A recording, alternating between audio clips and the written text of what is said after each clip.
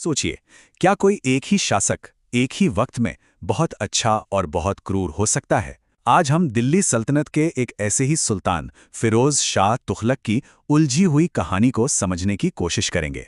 और सवाल यही है कि क्या वो सच में एक महान सुल्तान था? चलिए, शुरुआत ही एक हैरान कर देने वाले सच से करते हैं। एक ऐसा शासक जो बेरोजगारों के लिए नौकरियां दिलाने वाले दफ्तर खोल रहा था, वही शासक 1,80,000 गुलामों का मालिक भी था। ये कैसे हो सकता है? आइए उसके शासन की परतों को एक एक करके खोलते हैं और इस पहेली को समझते हैं। तो सबसे पहले नजर डालते हैं फिरोज शाह के एडमिनिस्ट्रेशन पर। यह सुधारों और कुछ बहुत ही अजीब नीतियों का एक अनूठा मिक्सचर था, और यहीं से हमें उसके शासन के दोहरेपन की पहली झलक मिलती है। इतिहासकारों की माने तो फिरोज को गुलाम इकट्ठा करने का एक तरह से शौक था, और उसने कितने जमा कर लिए?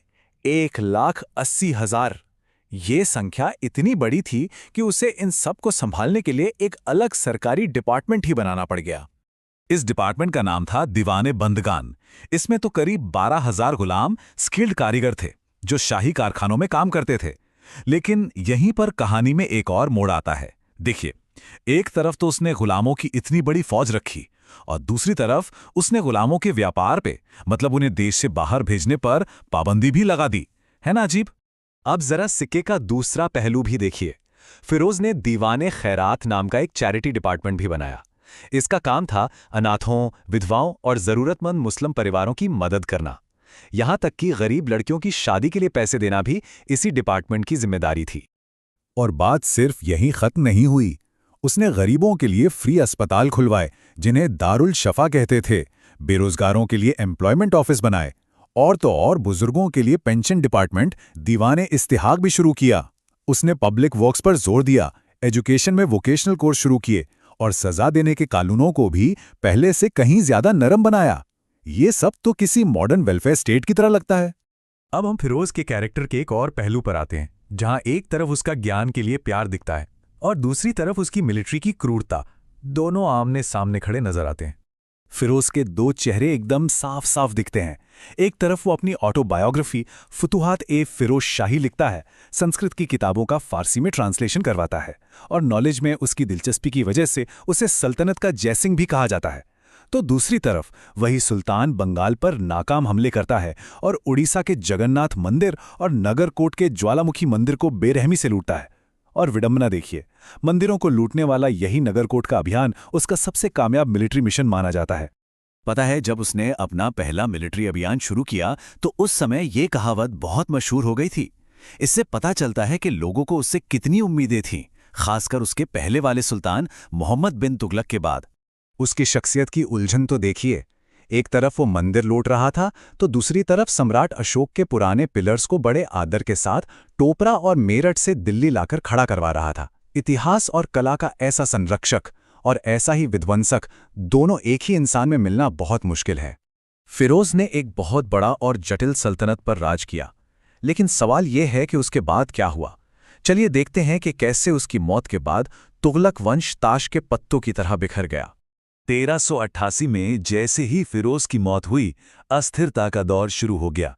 एक के बाद एक कमजोर सुल्तान गद्दी पर बैठे और सल्तनत सुकुड़ती चली गई। जो आखिरी सुल्तान था, नासिरुद्दीन महमूद, उसके बारे में तो मजाक में कहा जाता था कि शहंशाह की सल्तनत दिल्ली से पालम तक ही बची है। सल्तनत कमजोर हो चुकी थी, और फिर आया वो तूफान जिसने सब कुछ तबाह कर दिया। साल 1398 भारत पर हमला किया तुर्क मंगोल हमलावर तैमूर ने। उसका असली नाम तामेरलेन था, जिसका मतलब होता है लौह, यानी लोहा, और वो अपने नाम की तरह ही बेरहम और मजबूत साबित हुआ। तैमूर की सेना खैबर दर्रा पार करके दिल्ली में घुस आई और शहर को पूरे 15 दिनों तक बेरहमी से लूटा गया। ये दिल्ली के इतिहास के सबसे काले दिनों में से एक था, जिसने सल्तनत की कमर ही तोड़ दी। ये हमला तुगलक वंश के ताबूत में आखिरी कील साबित हुआ।